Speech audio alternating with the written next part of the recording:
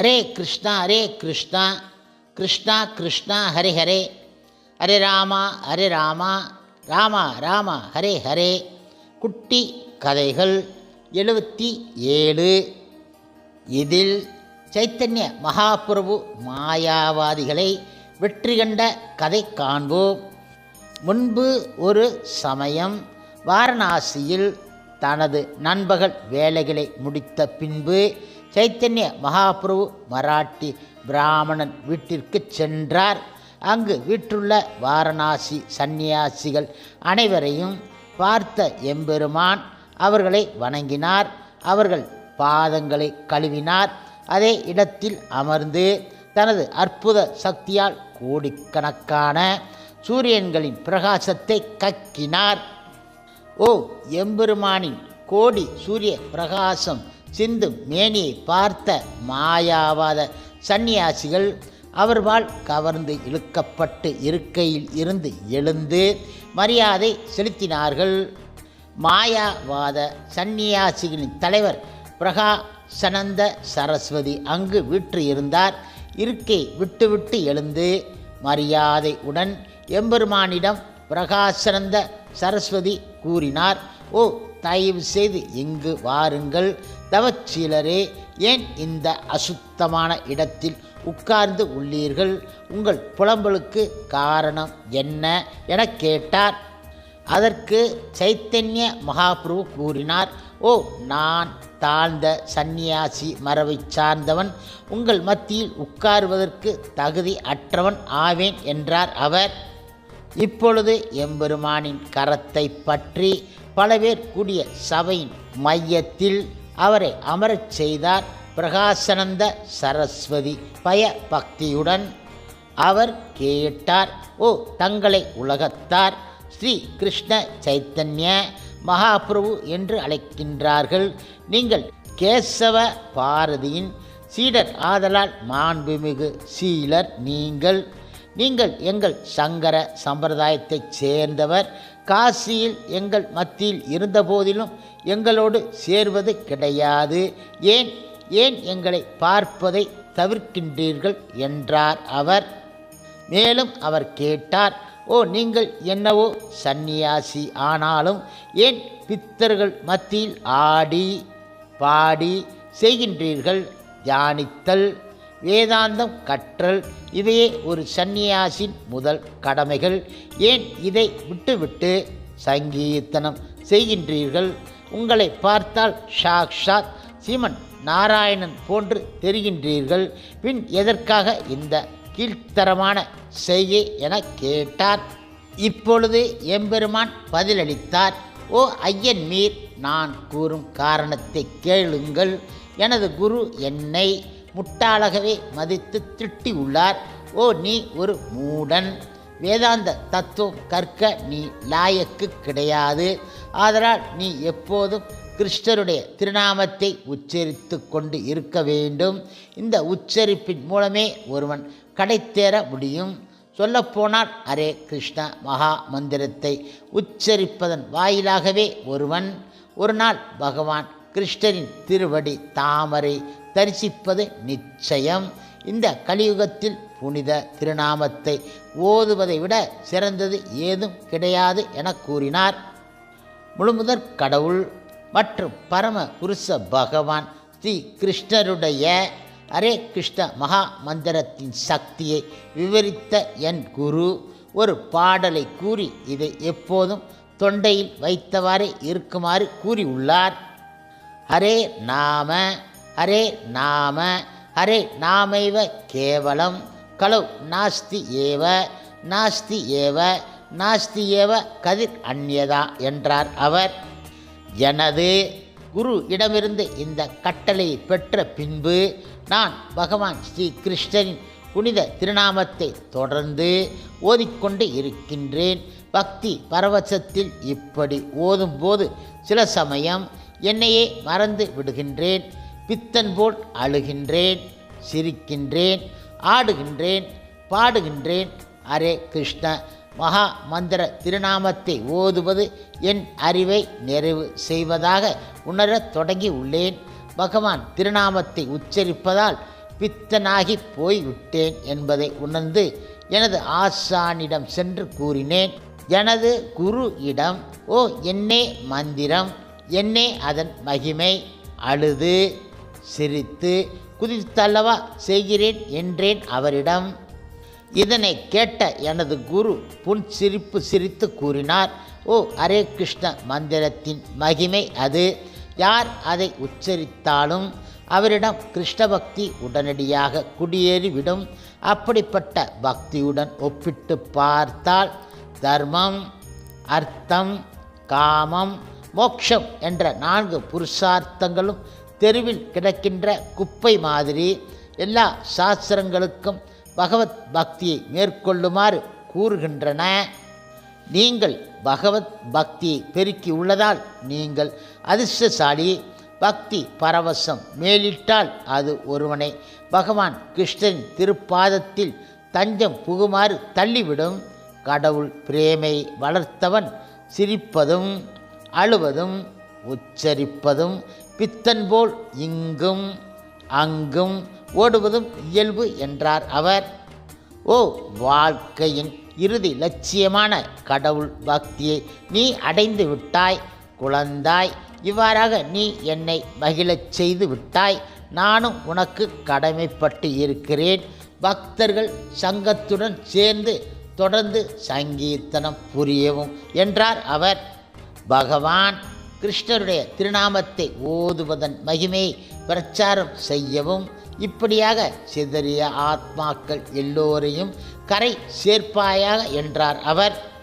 எனது குருநாதர் ஒரு குறிப்பிட்ட பாடலை ஸ்ரீமத் பாகவதத்திலிருந்து கற்றுத்தந்தார். அது உபதேசங்களின் சாரம் ஆனதால் அதையே அவர் திரும்ப திரும்ப கூறினார்.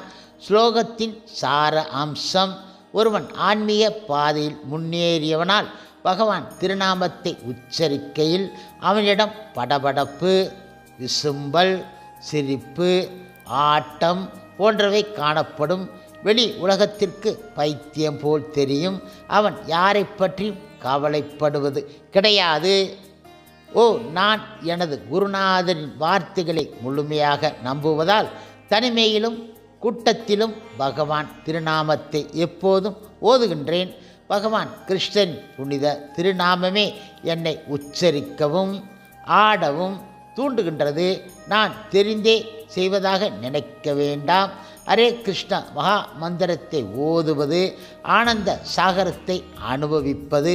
உருவமற்ற பிரம்ம வழிபாடோ ஆழமில்லாத வாய்க்காலை துளாவுவது போன்றது ஆகும். இப்பொழுது மாயாவாத சந்நியாசிகள் மகாபிரபுவின் பேச்சில் மயங்கி தங்கள் மனதை மாற்றிக்கொண்டு விட்டார்கள். அன்பொழுக பேசினார்கள். ஸ்ரீ கிருஷ்ண சைத்தன்ய பிரபு, நீங்கள் சொன்னது முற்றிலும் சரியே. அதிர்ஷ்டசாலி ஒருவன் பகவத் பிரேமை எய்துகின்றான். நீங்கள் ஸ்ரீ கிருஷ்ணனின் பெரும் பக்தனாக இருப்பதால் எந்த ஒரு ஆட்சேபனையும் கிடையாது. எனினும் ஏன் வேதாந்த சூத்திரத்தை விவாதிக்க வரமாட்டேன் என்கின்றீர்கள்? அதில் உள்ள தவறுதான் என்ன என கேட்டார்கள்.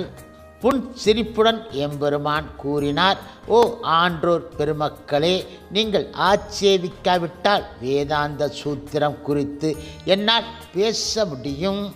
இப்பொழுது மாயாவாத சந்நியாசிகள் கூறினார்கள், ஓ நீங்கள் சாக்ஷாத் ஸ்ரீமன் நாராயணனே எனத் தெரிகிறது. இன்னும் சொல்லப்போனால் உங்கள் வார்த்தைகளை கேட்க மகிழ்ச்சி ஏற்படுகின்றது. உங்கள் உடல் அம்சங்கள் வசீகரிப்பதால் உங்களை பார்த்தாலே மனம் நிறைவு பெறுகின்றது. உங்களுடைய தாக்கத்தால் எங்கள் மனம் நிறைவு பெறுகின்றது.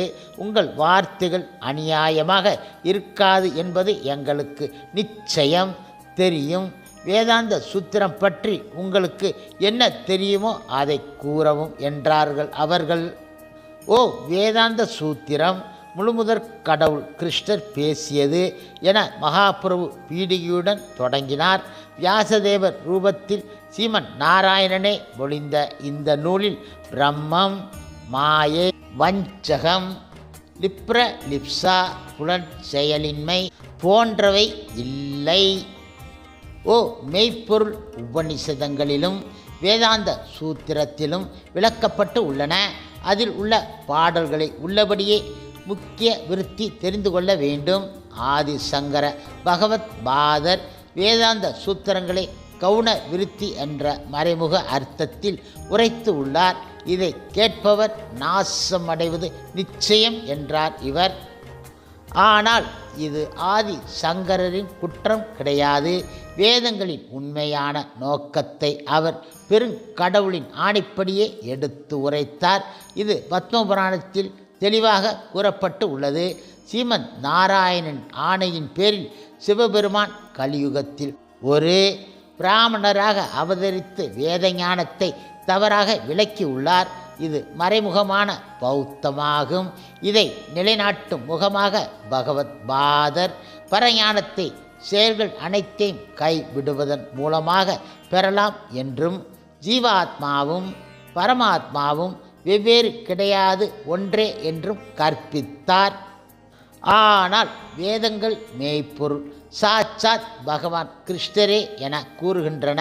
சர்வ ஐஸ்வர்யமும் உடைத்தவர் பெருங்கடவுள் என வேதங்கள் பகர்கின்றன. பெருங்கடவுளை விட யாரும் சற்று மேலாகவோ அல்லது சரி நிகர் சமமாகவோ இருக்க முடியாது. பகவானின் திருநாமம், ரூபம், தன்மைகள், லீலைகள் ஆகிய அனைத்தும் தெய்வ அம்சம். ஆனாலும் அறியாமையால் மாயாவாதிகள் இவையாவும் ஜட வழி நன்மையின் திரிபுகள் என கூறி அருவவாதத்தை முன் வைக்கின்றார்கள். இப்பொழுது சதா சிவனின் அவதாரம் ஆனதால் பகவத் பாதர் குற்றம் அற்றவர். ஏனென்றால் அவர் பரமபுருஷ பகவான் கிருஷ்ணரின் ஆணையை நிறைவேற்றியவர் ஆவார். ஆனால் அவரது சித்தாந்தத்தை பின்பற்றுபவர்கள் நாசத்தை நோக்கி செல்வார்கள். பரமபுருஷ பகவானின் தெய்வீக மேனி ஜடத்தன்மைகள் கொண்டது என கூறுவது தெய்வ அபச்சாரம் ஆகும். முழுமுதற் கடவுள் மற்றும் பரம புருஷ பகவான் ஸ்ரீ கிருஷ்ணர் தீ பிழம்பு, உயிர்வாளிகளோ அதில் இருந்து தெரித்து பறக்கும் பொறிகள். உயிர்வாளிகள் சக்திகள், பரந்தாமனோ சக்திகளை அடக்கி ஆள்பவர். கீதையின் 7வது அத்தியாயத்தில் இது தெளிவாக கூறப்பட்டு உள்ளன. விஷ்ணு புராணத்திலும் கூறப்பட்டு உள்ளன. என்னதான் பேசினாலும் மாயாவாத சித்தாந்தம் தாழ்ந்தது. எவ்வாறென்றால் உயிர்வாளிகளை பகவான் கிருஷ்ணருக்கு ஒப்பாக கூறுவதால் பகவான் கிருஷ்ணன் மகிமையை அத்வைதம் என்ற சால்வை கொண்டு போர்த்தியிருப்பவர் பகவத் பாதர். வேதாந்த சூத்திரத்தில் ஒவ்வொன்றும் பகவான் கிருஷ்ணன் சக்தியின் திரிபே என சில வியாசதேவர் கூறுகின்றார். சில வியாசதேவர் தவறாக புரிந்து கொண்டார் என கூறும் முகமாக பகவத் பாதர் ஆத்திகத்திற்கு உலகம் முழுவதும் எதிர்பார்ப்பை கிளப்பியுள்ளார்.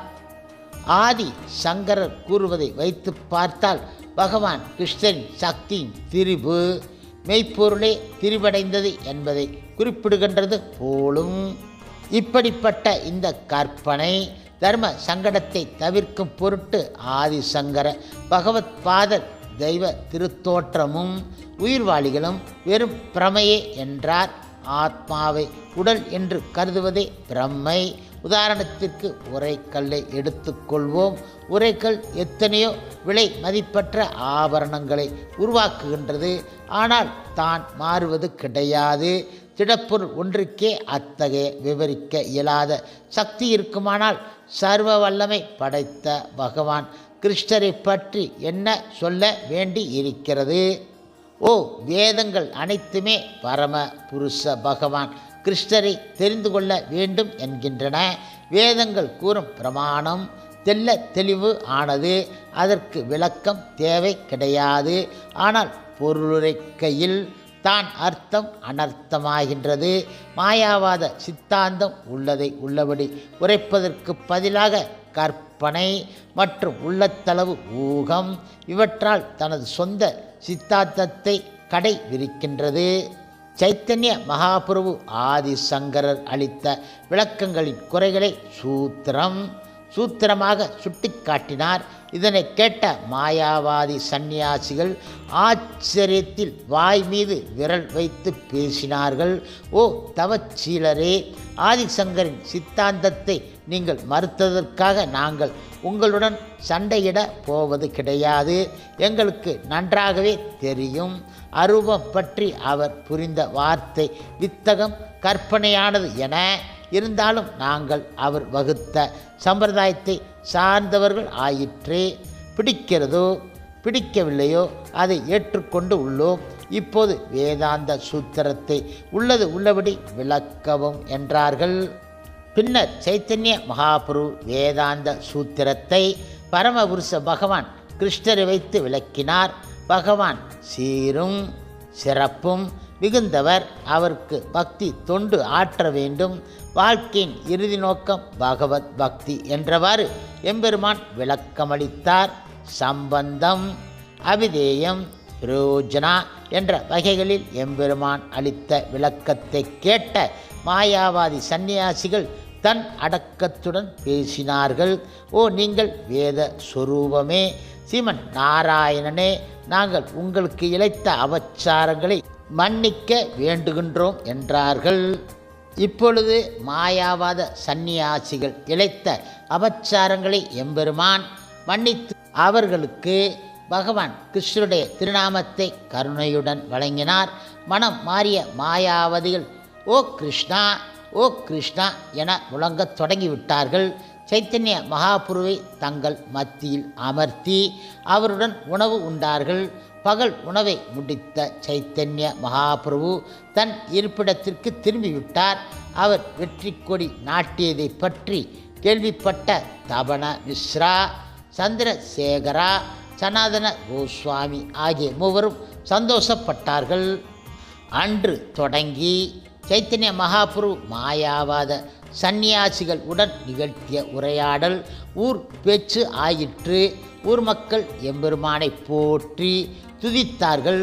தங்கள் தத்துவங்களை விளக்குவதற்காக கல்விமான்களும் ஆயிரக்கணக்கான பக்தர்களும் எம்பெருமான் முன் கூடிவிட்டார்கள். இந்த பண்டிதர்களின் ஆழமற்ற கருத்துக்களையும் தவறான முடிவுகளையும் தகர்த்து எறிந்து அவர்களை தோல்வியுறச் செய்துவிட்டார். சைத்தன்ய மகாபிரபு பகவத் பக்தியே சிறந்தது என நிலை நாட்டினார். தனது அதி உன்னத தர்க்கவாதத்தால் எம்பெருமான் அவர்களது மனதை மாற்றி அவர்களை ஹரே கிருஷ்ணா மகா மந்திரத்தை ஓதச் செய்து விட்டார். இப்பொழுது விஸ்வேஸ்வரர் கோவிலுக்கு எம்பெருமான் எப்போது சென்றாலும் ஆயிரக்கணக்கில் அவரை பார்க்க மக்கள் கூடுகின்றார்கள். கங்கைக்கு நீராடச் சென்றாலும் கூட்டம் சேர்கின்றது. இந்த சமயங்களில் சைத்தன்ய மகாபுரு கைகளை உயர்த்தி ஹரி ஹரி என்பார். மக்கள் திரும்ப சொல்கையில் விண்ணை அதிரும்.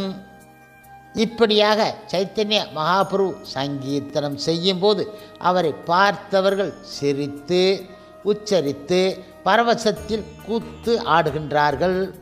இப்பொழுது மாயாவாத சந்நியாசிகள் எம்பெருமானுக்கு வணக்கம் செலுத்தி அவருடைய இயக்கம் பற்றி விவாதிக்க தொடங்கிவிட்டார்கள்.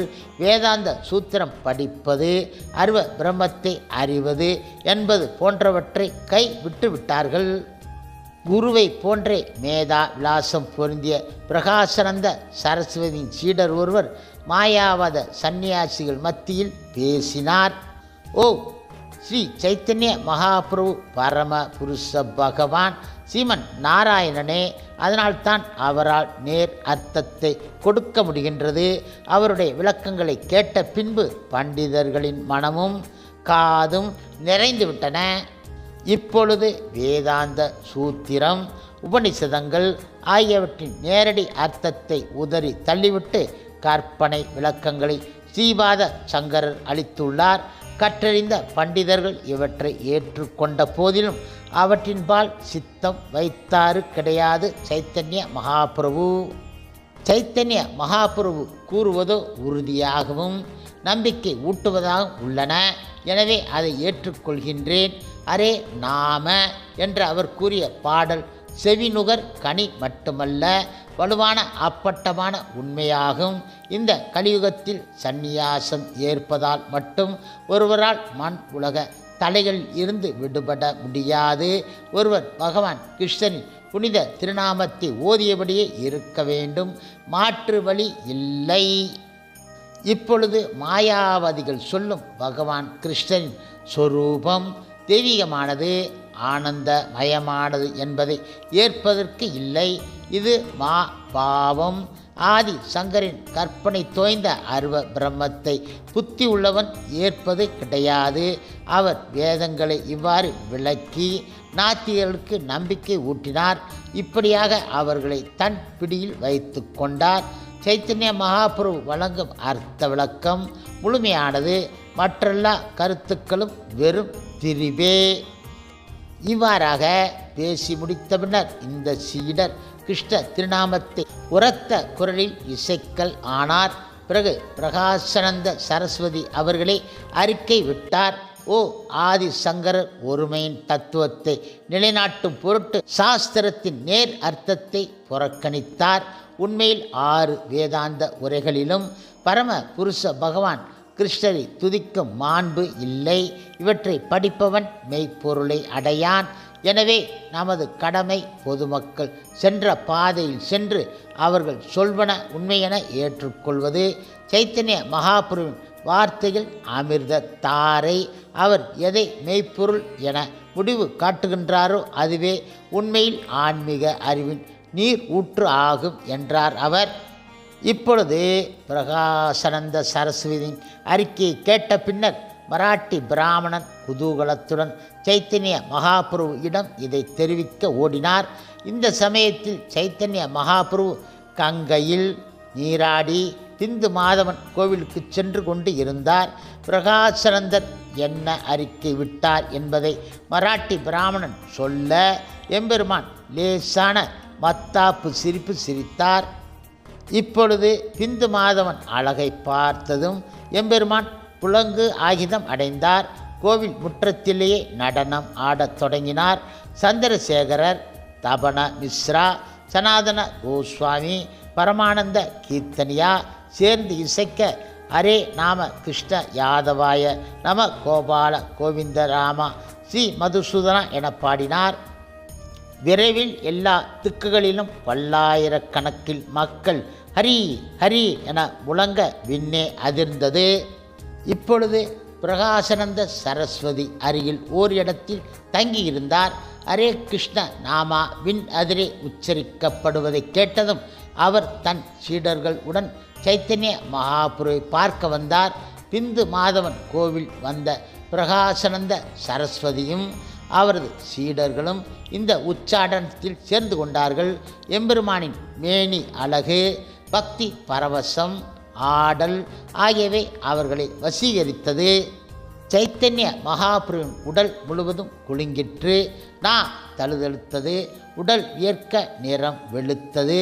கண்ணிலிருந்து நீர் தாரை தாரையாக வழிந்து பக்கத்தில் இருந்தவர்களை நனைத்தது. அவரின் தேக நுண்துளைகள் பரவசத்தில் கொப்பளிக்க அவர் கடம்ப மரம் போல் ஆகிவிட்டார். காசிவாசிகள் எம்பெருமானின் குதூகலத்தையும் தேக மாற்றங்களையும் கண் கொட்டாமல் பார்த்து அவர் பக்தி மிதப்பில் உதித்த சொற்களை கண்டு வியந்து போனார்கள். புற உலக பிறக்கே திரும்பியதும் எம்பெருமான் மாயாவாத சந்நியாசிகள் எத்தனையோ பேர் அங்கு குளிமீர்ப்பதை பார்த்தார். அப்போதைக்கு ஆட்டம் பாட்டம் இவற்றை நிறுத்திவிட்டார். தன்னடக்கமான பிரகாசானந்த சரஸ்வதிக்கு வணக்கம் செலுத்தினார் சைத்தன்ய மகாபிரபு. இப்பொழுது எம்பெருமானின் தாமரை திருவடிகளை பிரகாசானந்த சரஸ்வதி பற்றி கொண்டு விட்டார். சைத்தன்ய மகாபிரபு பேசினார். ஓ ஐயன்மீர், தாங்கள் ஜகத்குரு, பூஜிக்க தகுந்தவர், பூஜ்யர். நானோ உங்கள் சீடர்களின் சீடனாக கூட ஆக மாட்டேன். நீங்களோ உயர்ந்த பெரும் தவச்சீலர். தாழ்ந்த என்னை போன்றவனை வணங்குவது உங்கள் மேன்மைக்கு அழகு கிடையாது. உருவமற்ற பிரம்மன் போல் நீங்கள் உங்கள் முன்னிலையில் என் ஆன்மீக மேன்மை தேய்பிறை ஆகும். நீங்கள் எனது காலில் விழுந்தால் என் ஆன்மீக மேன்மை போய்விடும். உங்கள் ஞானத்தால் ஒவ்வொருவரையும் பிரம்மமாக பார்க்கின்றீர்கள். மக்களை திருத்தி நல்வழிப்படுத்துவதற்காக என் காலில் விழல் ஆகாது என்றார் அவர். இப்பொழுது மாயாவாதி பேசினார். ஓ, நான் முன்னர் தங்களை தாழ்த்தி பேசி அபச்சாரம் செய்து உள்ளேன். அதன் பிரதிபலன் உங்கள் தாள் பற்றியதால் என்னை தாக்கவில்லை. முக்தியடைந்த ஆத்மாவும் சறுக்கி விழுந்து மண்ணாசை பிடித்து அலையும் பகவானேயான தங்களுக்கு எதிராக குற்றம் இழைத்ததால் அந்த மகாராஜாவை கடிக்க சீறி வந்த பாம்பை கிருஷ்ண பரமாத்மா தனது காலால் உதைக்க பாம்பு ரூபத்தில் இருந்த கந்தர்வன் சுதர்சனன் வெளிப்பட்டு சாப விமோச்சனம் பெறவில்லையா? ஓ ஹரி, ஓ ஹரி என கூறி சைத்தன்ய மகாபிரபு தன் எதிர்ப்பை தெரிவித்தார்.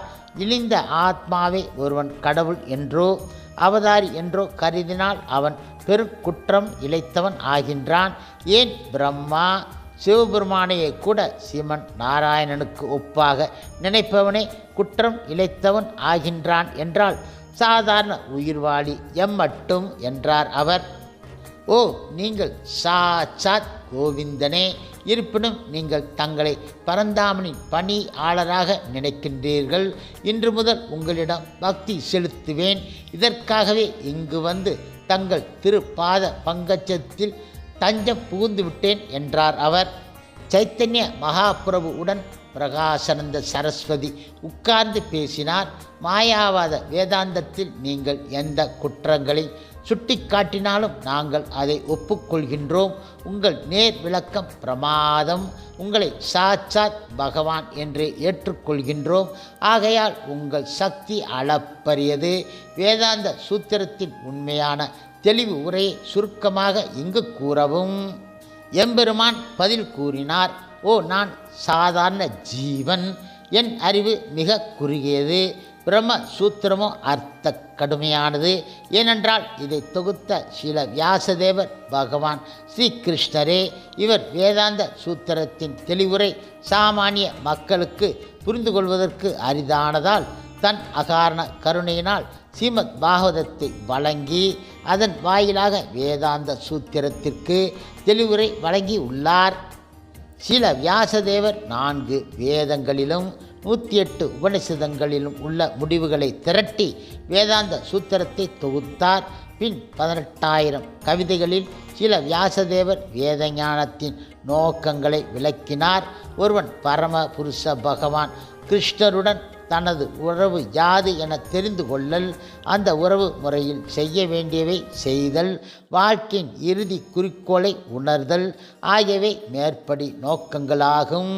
இப்படி விளக்கிய பிறகு சைத்தன்ய மகாபிரபு சதுஸ்லோகி பாகவதத்தை பிரகாசானந்த சரஸ்வதிக்கு சம்பந்தம், அபிதேயம், பிரயோஜனம் ஆகிய அடிப்படையில் விவரித்தார். முடிவில் எம்பெருமான் ஆலோசனை கூறினார். ஸ்ரீமத் பாகவதத்தை மிக நுட்பமாக படிக்கவும், பிறகே உங்களால் வேதாந்த சூத்திரத்தை புரிந்து கொள்ள முடியும். எப்போதும் ஸ்ரீமத் பாகவதத்தை விவாதிக்கவும், இடைவிடாது கிருஷ்ணருடைய திருநாமத்தை உச்சரிக்கவும். இப்படியாக உங்களுக்கு முக்தி எளிதில் கிட்டும். அதற்கு மேலும் தாங்கள் பகவத் பக்தி என்ற அதி உன்னத தலத்தை அடைவீர்கள் என்றார் அவர். இந்த சமயத்தில் மராட்டி பிராமணன் எப்படி சைத்தன்ய மகாபிரபு முன்னர் ஆத்மராமா பாடலை 61 வழிகளில் விளக்கினார் என்பதை சொல்ல கேட்க எல்லோரும் வியந்து போனார்கள். இந்த 61 அர்த்தங்களை கேட்பதற்கு மக்கள் ஆர்வம் தெரிவிக்க எம்பெருமான் முன்னர் சனாதன கோஸ்வாமிக்கு விளக்கியவாறே இப்போதும் அர்த்த வியாக்கியானம் செய்தார். எம்பெருமான் இவ்வாறாக ஆத்மராமா ஸ்லோகத்தை பதவுரை செய்ததை கேட்ட ஒவ்வொருவரும் ஆச்சரியம் அடைந்து சைத்தன்ய மகாபிரபு பகவான் கிருஷ்ணரே என முடிவு செய்து விட்டார்கள்.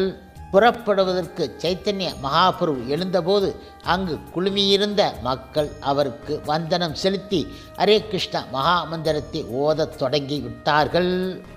தனது இருப்பிடம் திரும்பியதும் எம்பெருமான் தன் சகாக்களிடம் கூறினார்.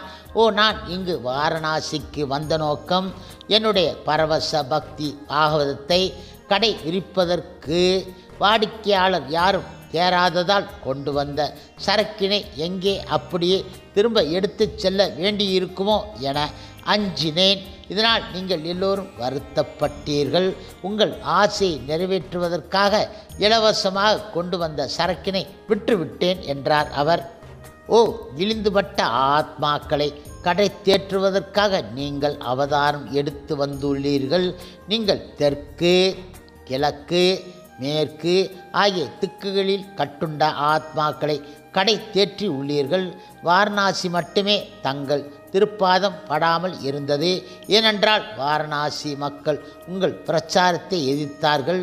இப்போது நீங்களோ வாரணாசியை கடை தேற்றி விட்டீர்கள். இதைக் கண்டு உள்ளம் பூரிக்கின்றோம் என்றார்கள். சைத்தன்ய மகாபுருவை பார்க்க ஏராளமான மக்கள் கூடிவிட்டதால் அவர் வாரணாசியிலேயே மேலும் 5 நாட்கள் தங்கினார். கங்கைக்கு நீராடச் சென்றாலோ அல்லது விஸ்வேஸ்வரர் கோவிலுக்கு சென்றாலோ மக்கள் தெருவோரங்களில் நின்று அவரை பார்ப்பார்கள். அவர்களை தாண்டி செல்கையில் எம்பெருமான் கைகளை உயர்த்தி கிருஷ்ணா, ஹரி என சொல்லுங்கள் என கேட்டுக்கொள்வார். அவர்களும் அவ்வாறே கோஷமிடுவார்கள். இப்பொழுது வாரணாசி மக்களை கடை தேற்றிய பிறகு எம்பெருமான் ஜெகநாதபுரி செல்ல துடித்தார். இரவு பகலாக அவரை காண வந்த மக்கள் கூட்டத்தின் பெரிய ஒளியை அவர் செவிகளில் எதிரொலித்து கொண்டு இருந்தன. மறுநாள் அதிகாலையில் எழுந்து சைத்தன்ய மகாபுரு புறப்பட்டு செல்ல அவர் பின்னால் தபன மிஸ்ரா, அவர் மகன் ரகுநாதா, மராட்டி பிராமணன் சந்திரசேகரா, பரமானந்த கீர்த்தனியா சென்றார்கள் நீலாச்சலம் நோக்கி. ஹரே கிருஷ்ணா ஹரே கிருஷ்ணா கிருஷ்ணா கிருஷ்ணா ஹரே ஹரே, ஹரே ராமா ராம ராமா ஹரே ஹரே. சில புரோபாதரின் சேவையில் இஸ்கான் பக்தர்கள்.